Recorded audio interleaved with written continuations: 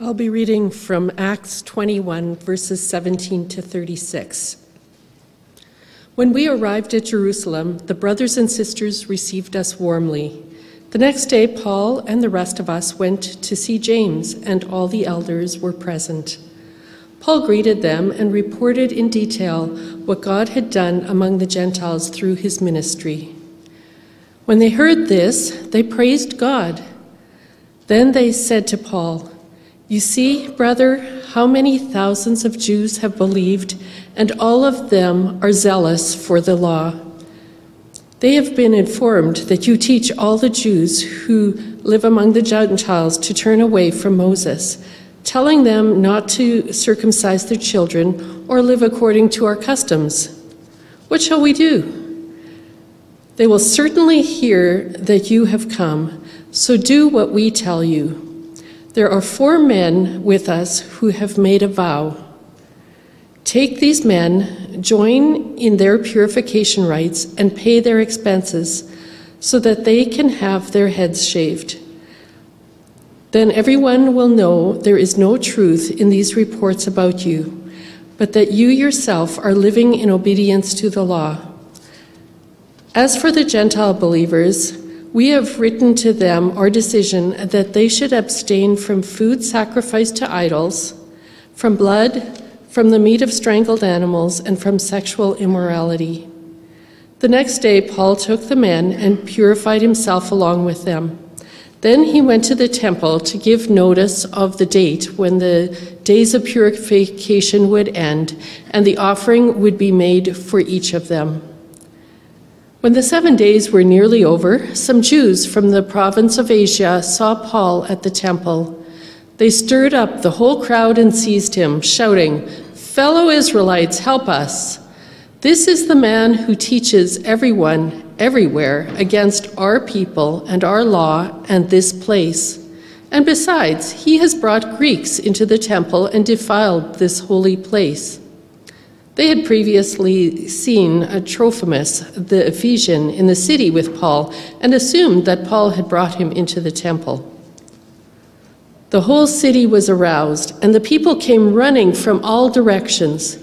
Seizing Paul, they dragged him from the temple, and immediately the gates were shut. While they were trying to kill him, news reached the commander of the Roman troops that the whole city of Jerusalem was in an uproar. He at once took some officers and soldiers, and ran down to the crowd. When the rioters saw the commander and his soldiers, they stopped beating Paul. The commander came up and arrested him and ordered him to be bound with 2 chains. Then he asked who he was and what he had done. Some in the crowd shouted one thing and some another. And since the commander could not get at the truth because of the uproar, he ordered that Paul be taken into the barracks. When Paul reached the steps, the violence of the mob was so great he had to be carried by soldiers. The crowd that followed kept shouting, "Get rid of him!"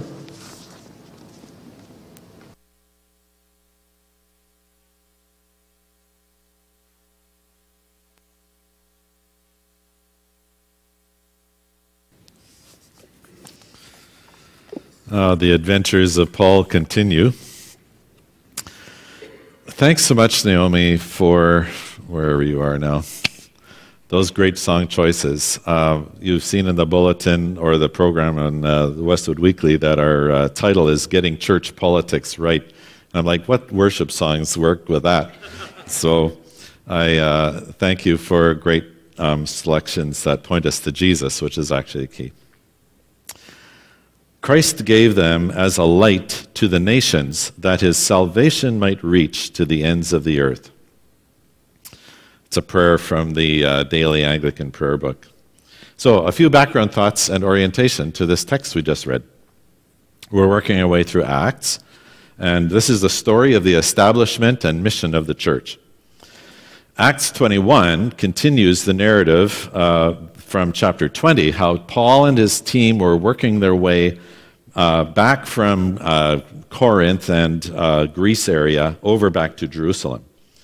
And over these 2 chapters, we actually see a kind of strange portrayal of the Holy Spirit, who tells Paul that imprisonment and afflictions await him many different times, many different ways. And yet he doggedly heads towards Jerusalem no matter what.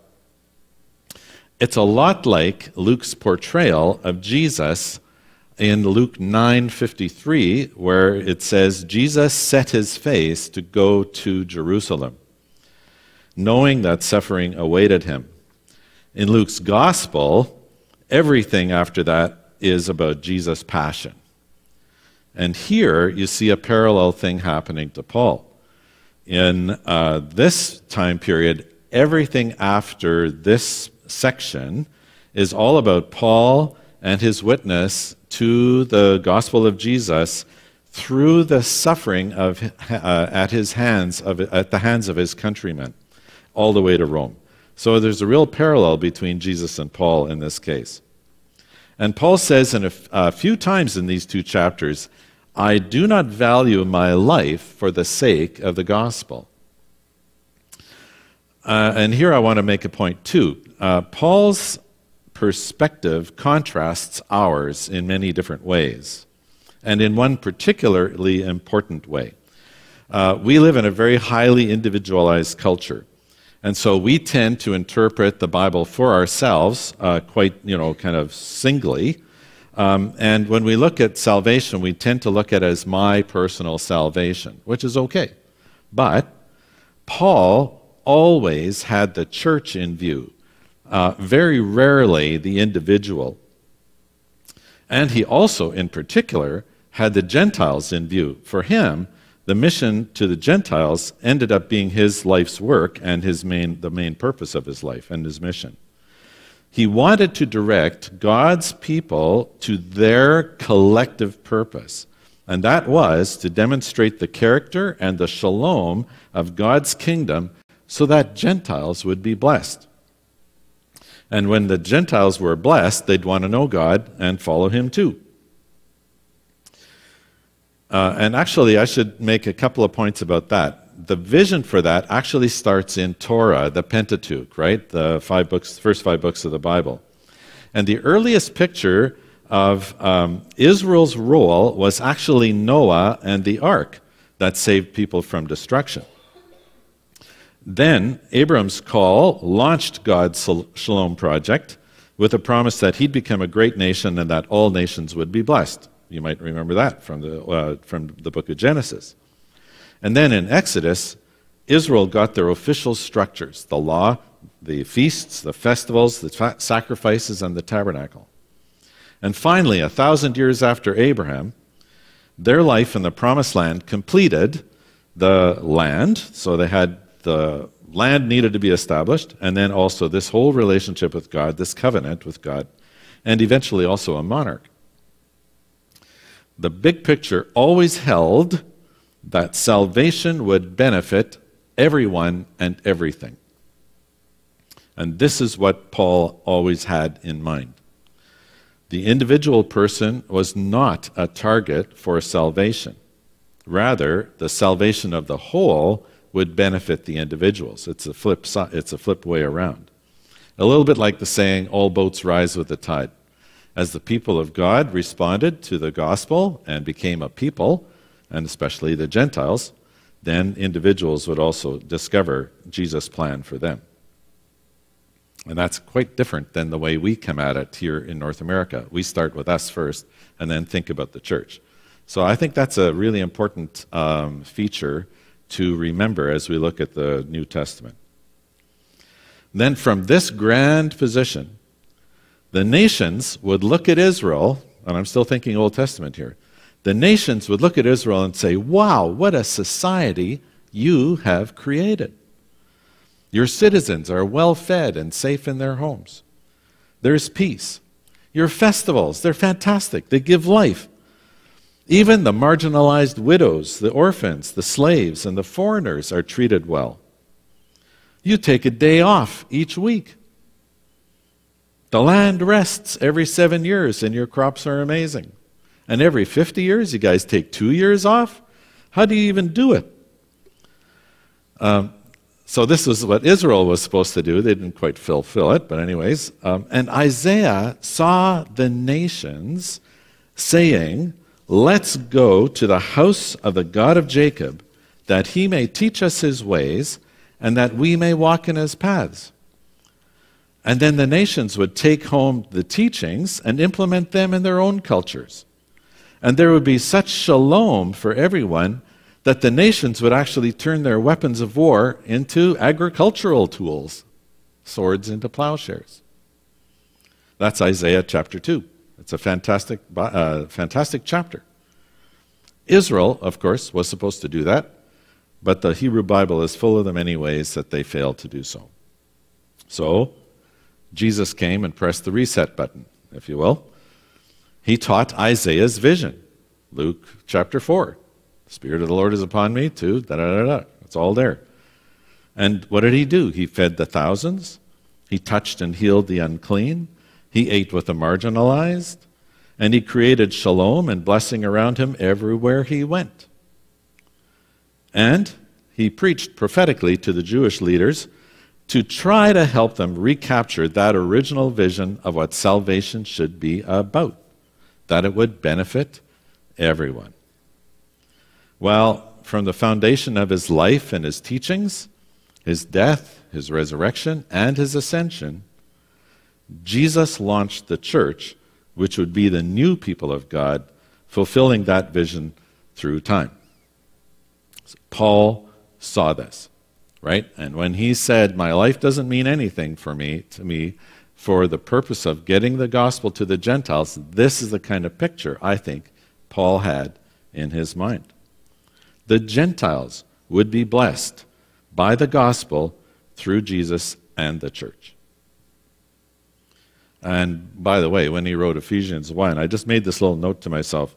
It says, "God put all things under Jesus' feet and gave him to be head over all things to the church, which is his body, the fullness of him who fills all in all." We, the church, collectively are the fullness of God's presence in the world. It's an unbelievably high calling. So, as we individually commit to Jesus, we get pulled into his body, because by now, we're fairly individualized, right? So each of us is called to make this decision to follow Christ, so we do that. But we're pulled into his body, which is the presence of God in the world, and the rest of the world should be blessed by who we are and what we do, by making sure that there's shalom for everybody that is in our lives. That's the work of the church. And by the way, the early church fathers saw it this way. So for example, Noah, they didn't ever worry about whether Noah's Ark was real or anything. They just saw the church as the new Noah's Ark, bringing salvation to the world. Abraham's call to bless all nations on the earth became the church's call. And for 300 years, the church was an unprecedented blessing in the Mediterranean world. 50% of the people in the Mediterranean world had become Christians by the time of Constantine in the year 300, 325. So when the church is at its best, it blesses the world. That collective vision drove Paul, and of course today challenges us to get our relationships and our politics right. I'll get to the politics yet. To touch in on our text a bit more, Paul made it to Jerusalem by Pentecost. You'll recall that if you read Luke 20 and 21. Paul was absolutely determined he was going to get, he, like Jesus, set his face to get to Jerusalem by Pentecost. So he makes it to Jerusalem by Pentecost, and he gets a report on the vision, the mission that he had to Asia and Greece. And all gave glory to God. And if you have your text with you, you'll notice that it kind of slides real quick. And all gave glory to God, and then they said, "Oh, Paul, we got a problem here." Which I find pretty interesting. You'd think that the Jerusalem leaders, and it says that Paul went through one by one by one all the different things where God had blessed the church. And it's like he's had this long report. And they're like, Praise the Lord. Yeah, Paul, okay, we got a problem, and that problem is you. So the Message puts it this way by Peterson. They said, "We have a story to tell too. Thousands of God-fearing Jews have become believers in Jesus. But there's a problem because they are more zealous than ever in observing the laws of Moses. They've been told that you advise believing Jews to go light on Moses, telling them they don't need to circumcise their children to keep up the old traditions. This isn't sitting at all well with them." And this is the key to everything that happens next.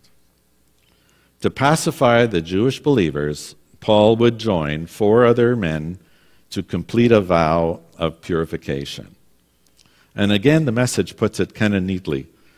"Then it will become obvious to everyone that there is nothing to the rumors going around about you, that you are in fact scrupulous in your reverence for the laws of Moses." There's something not quite right about that scenario. But they do throw Paul a bone. They say, okay, but we all insist we're not going back on the church's agreement with the Gentiles. We wrote them back in Acts 15. We absolved them from circumcision, called them to basically eat kosher, and stop sexual immorality, which is always a problem with the Gentiles.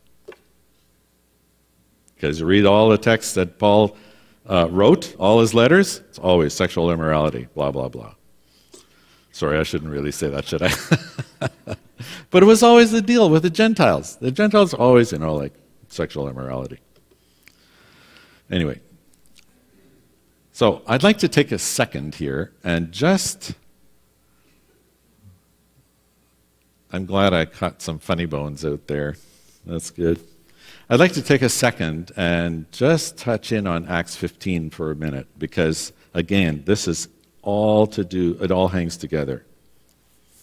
In the Jerusalem Council, Pastor Greg covered it a few weeks ago, but it bears another look since it was a controversy that did not get resolved in one council. At the end of chapter 14, we saw Paul and Barnabas complete the first missionary journey where the Gentiles received the gospel, for the first time.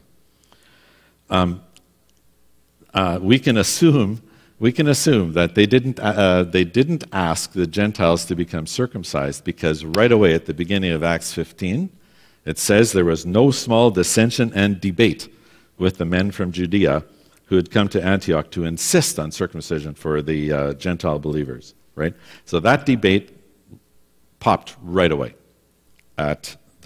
in Antioch with a report from Barnabas and Paul. So that debate moved to Jerusalem, the headquarters, and the first theological church council occurred. And there have been many since.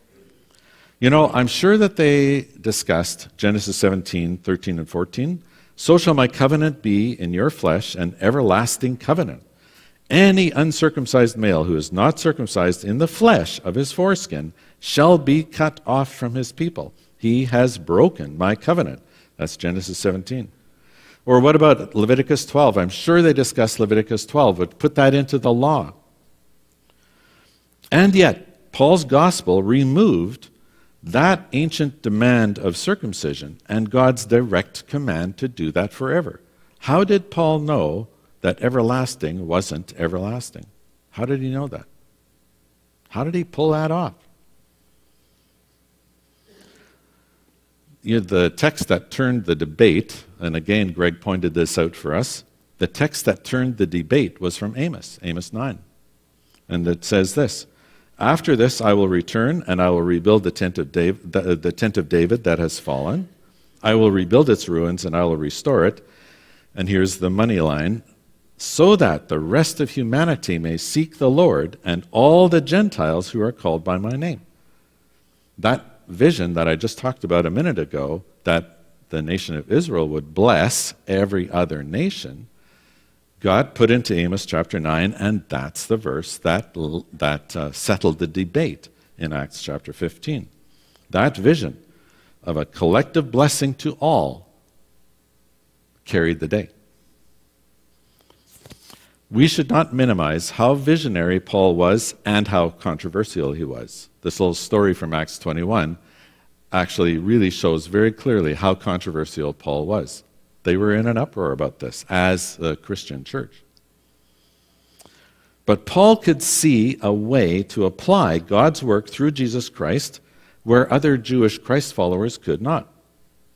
When he concluded that Gentiles did not need to be circumcised, it was an astounding innovation. Even Peter, the originator of Gentile inclusion, wavered when he stopped eating with the Gentiles in Antioch, right? Because people came and pressured him. For Paul to oppose Peter to his face at that time, as he explains in Galatians, had to be very extraordinary for two apostles to, sort of go at each other like that. But he did it because if he didn't, the Gentiles would lose in this controversial discussion. If Paul would give way, the Gentiles would lose. And remember, Paul always had the big picture in mind. Paul wasn't defending himself. He wasn't defending his big idea. He was defending Gentiles' access to the gospel. That's what he was defending.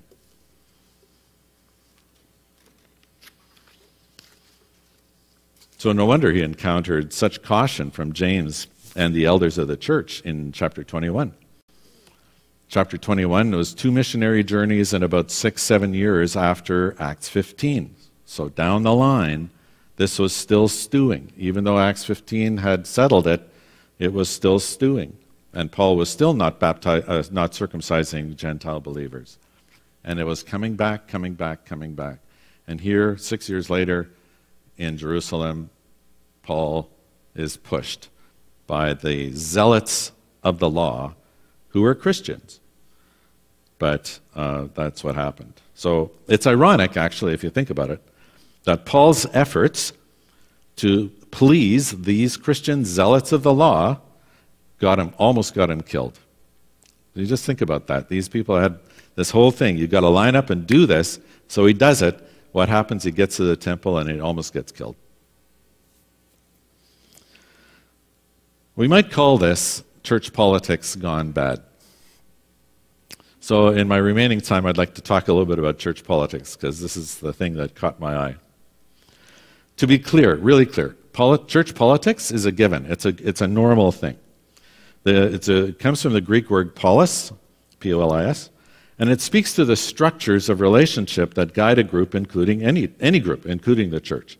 Any structured social body needs to make decisions, define on membership, and carry out some common tasks. That's us. We have a constitution, we have policies, so we know what to do when different circumstances arise. So it's basic church politics. It's neutral, or positive, if you want to call it that.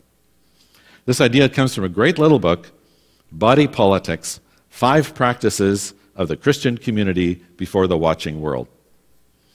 I don't have time to list the 5 practices, but the subtitle reminds us that we are being watched, right? Both from within the church as well as outside. And again, we want to bless the watching world when we engage in our church politics and draw them to Christ. Here we have a great example of church politics that went kind of sideways for Paul, and, well, God had to do a lot of extra work. When I see how the early church processed Paul's radical innovation, I see church politics. Some of it went well, some less so. In Acts 15, we see dissension and debate, but also resolution and joy. In Galatians 2, where Paul talks about rebuking Peter, we see church politics there too. In Jerusalem church, in Acts 21, pressing Paul to prove that he was on board with the law, and yet affirming the letter to the Gentiles. They did kind of both. That's church politics too. So I think there's some observations and lessons here for us as we look at our own church politics, so that's where I'm going to end off. Westwood is not only a local church, we're part of the Manitoba Conference, and thanks for your prayers about that, Harold. We're also part of the Canadian Conference, and we're part of the international community of Mennonite Brethren. What's interesting for me is I'm going to have breakfast with Rudy Plett, the director of ICOM. He's going to be in Winnipeg this week. When we work together well, we do good things. For example, Our national church international ministry of missions is Multiply, right? And Multiply has been a wonderful tool of the gospel for 100 years, a century. Through that century, about 25 national churches have emerged. Some of them are bigger than the Canadian MB Conference. That's positive church politics, I would say. But, inevitably, we also created negative church politics. So, when I worked in ICOM, there were a lot of conversations I had about the difficulties and struggles and suffering that national church leaders had when the missionaries left. So even though a good thing is turning the work over to national church leaders, it can also be handled poorly, and people suffer. And so you have negative church politics, right? So virtually any issue in the church can create positive and negative politics. It really depends on humility in admitting mistakes and finding ways to correct them. Politics don't have to stay negative, but of course some offenses are harder to get over and take more work and time. In Manitoba, Cam Preeb, our conference director, and Jason Dick, our director of ministry, they work really hard to develop relationships with pastors and churches to build a body and develop strategic directions in cooperation with our national body. This is good. Very positive church politics. I really like those guys, and they're doing great work. At our assembly 2 weeks ago, we were stretched. We had a challenge on an issue as big as the early church challenge over circumcision. That challenge was to decide if the Jubilee Mennonite Church should remain in the Manitoba Fellowship. Why? Because of their outreach inclusion statement. I'd like to share that statement with you, and you can see it on the Jubilee Mennonite Church website for yourself as well. And the statement's there, but also some commentary to it. So here was the statement we had to process. We affirm that all people are made in the image of God and are equally loved by God. We welcome all who would like to join us in following the way of Jesus, regardless of gender identity, sexual orientation, race, ethnicity, social or economic status, or ability. And I'm going to just say ability, I think, comes from a little bit from their, they had a pastor who had MS or muscular dystrophy, I can't remember which, but you know, so when they say ability, they also mean like ability versus disability. I continue the statement. All may become full members, which involves all the duties and privileges of membership. This includes communion, baptism, and covenant marriage, and support, accountability, participation, and leadership in JMC's mission and programs. That's their statement. An inclusion statement like this is an innovation for Mennonite Brethren for a couple of reasons. One is we're usually more generic. For example, on our website, the Westwood statement is, you can come as you are, no matter where you are in your spiritual journey, to discover and strengthen a relationship with Jesus. All are welcome. That's it. So it's more generic in most churches. Jubilee actively identified several groups who've been marginalized in the past by the church. One reason they did it was to overcome past church policies or politics that were hurtful. And the other reason it's an innovation is, well, it's innovative and controversial because of texts in the Bible that speak against certain same-sex activities. Plus, the Mennonite Brethren Confession of Faith interprets these texts to say we hold marriage to be exclusively for a man and a woman. All right, so on this issue, church politics has become complex. Same-sex attracted people, or those with other sexual identities, used to stay in the church, used to stay in the closet in order to remain in church. Or they quietly left the church in order to have integrity as a human person. I think traditional holders of power and policy have been okay with that, even though we lost people to the church and even to Christ. But queer persons and their parents or their relatives have been yearning for some kind of signal that they can belong in the church. And for them, I believe church politics has been negative. You remember our interim pastor, John Unger. He was approached a number of years ago, by two men, a couple, who asked if they could come to church. And they just said, we don't have an agenda, we're not crusaders, we'd just like to come to church, and we're hoping it's okay. Church politics that they had experienced made them nervous about attending church quietly, right? Even that. So we know that those church politics have been variously applied. As we know, it's becoming more culturally acceptable to discover and live into one's sexual identity.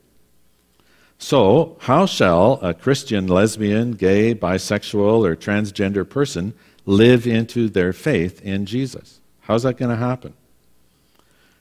Do they need to, quote-unquote, circumcise their identity in order to follow Jesus? And what should the church do? Should the church accept people with different sexual identities and include them in church life, or limit them, or remove them, or try to ignore them, or something else? What are our choices? If we want to be a blessing to all, how will that guide our choices? If we want to be a blessing to all, how will that guide the choices that we have available to us? At Assembly, some delegates launched a motion to delay the decision by 1 year so that further congregational process might occur. This got some support. Other delegates' comments supported removal of Jubilee from NBCM membership. I would say, by observing, some comments were offensive to gays, sounding like things people said when homosexuality was still a crime. So it felt like we were dialing back maybe 20 or 30 or 40 years. Some comments were offensive and traumatic to women, which I won't repeat here. Some were offensive to Jubilee, labeling them a cancer needing removal. Some defended our confession of faith and needed to do that, but some of them sounded like zealots for the law, almost equating the confession with Scripture. I think some tried to show how Jubilee is trying to extend the gospel to marginalized people. But unlike Acts 15, I would say we did not hear what texts of Scripture might speak to the issue differently, like how the church is the ark for the world, or to be a blessing, that the kingdom community is called to be a blessing to all. So the voices to remove Jubilee carried the day, without, I would say, adequate consideration of what else the Bible might be saying. Like, for example, no Amos 9.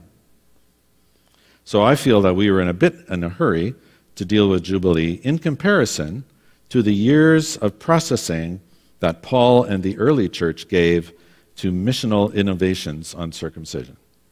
Years, right? Paul worked 14 years, came up with his idea, implemented it in his missionary journeys, had lots of controversy. I would say that minimally, the early church, between Paul and the early church, they probably worked on that for 25 years. Okay, since I've been in MB church leadership for over 40 years, so I'm not quite as, whatever. I'm old. I can see the eschaton from my chair practically. Since I've been in MB church leadership for 40 years, I would never say that debate about an issue is bad politics. The church has to debate issues. It always has, it always will, right from the get-go, right? But I think we can do it better. We can't do much about Jubilee now, but we have our own path to follow here at Westwood Community Church. Is it possible to review our traditional application of the biblical restrictive texts, right? Can we draw on Paul's review of circumcision as a model for any approach that we might take? Can we consider what other biblical texts to draw from? Is Amos 9 relevant to us like it was in Acts 15? Or maybe Galatians 5, verse 6, in Christ Jesus, neither circumcision nor uncircumcision count for anything, but only faith working through love. Is there any reason to apply the words, let's say we could rephrase that, in Christ Jesus, neither gay nor straight count for anything, but only faith working through love? Does that work? I'm very, very, very happy that Kathy Pruden and the Westwood Church Council has organized listening meetings on this issue for the month of April. What insights might we generate as we consider how to be a blessing to queer folks in our midst and in our community, alongside anyone else that joins our fellowship, whatever their lot in life, right? Socioeconomic, you name it. How do we be a blessing to everybody that is in our sphere of contact? What are the scriptures that we will engage with? When these meetings happen, I think there's 4 of them or 5, the church, any of you is free to speak, pro or con, whatever Bible verse or whatever concept, right? The floor is open to you. But either way, we have a chance to get our church politics right, or at least better, if we remember the biblical vision to bless all. That's the bottom line. So as the prayer says at the beginning, Christ gave them as a light to the nations, that his salvation might reach to the ends of the earth. May God help us to that end.